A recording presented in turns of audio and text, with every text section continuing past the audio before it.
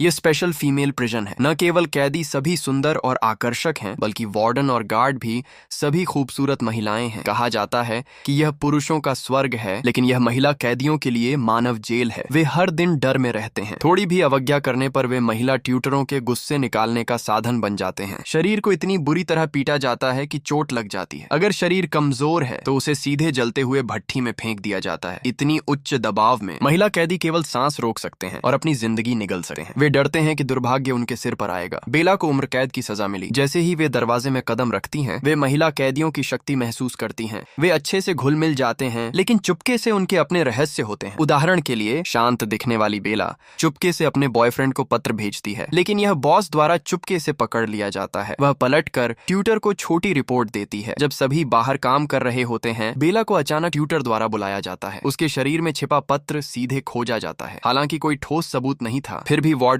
गुस्से से भरा हुआ था। उसने बेला को सीधे हवा में लटका दिया। सच्चाई बताने के लिए ट्यूटर ने विभिन्न क्रूर सज्जाएं दी, लेकिन कोई भी यातना सहने के बाद भी उसने अपने होंठ बंद रखे और चुप रही। जब तक वह मौत के कगार पर नहीं पहुंचती, उसे ट्यूटर द्वारा फिर से सेल में फेंक दिया गया। महिला कैदी परेशान होने से डरते थे, इसलिए वे भाग गए। केवल बेला, जो दयालु थी, उसे बिस्तर तक ले गई। इस दया ने बेला को गहराई से प्रभावित किया, इसलिए उसने बेला को जेल से भागने की योजना के बारे में बताया। हालांकि बेला ने इसे पागलपन समझा, लेकिन अंत में उसने इसमें शामिल होने का निर्णय लिया। हालांकि यह जेल मुख्य रूप से महिलाओं के लिए है, कभी कभी पुरुष भी होते हैं। उदाहरण के लिए, 2 लड़के जो फल पहुंचाने के जिम्मेदार हैं, उनके लिए यह काम सुंदर काम कहलाता है। इसके अलावा न केवल वे कई सुंदरियों का आनंद ले सकते हैं, बल्कि महिला कैदियों के पास नजदीक जाने का मौका भी पा सकते हैं। इस दिन हुजी और उसका साथी जैसे आमतौर पर फल पहुंचा रहे थे। संयोग से 2 सुंदर महिला कैदी गुजरती हैं। हुजी उनकी ओर नजरें नहीं हटा पाता। बाथरूम से गुजरते समय वह अब भी झांकने से खुद को रोक नहीं पाता। बेला, जो नहाई हुई थी, उससे टकरा जाती है। आश्चर्यजनक रूप से बेला कुछ नहीं कहती। इसके बजाय वह चुपके से रसोई में जाकर एक खंजर लेती है। जब हुजी सामान ले आया, वह चुपके से उसके पीछे प्रकट होती है। वह खंजर से उसे धमकी देती है कि वह उसके साथ भागने में मदद करे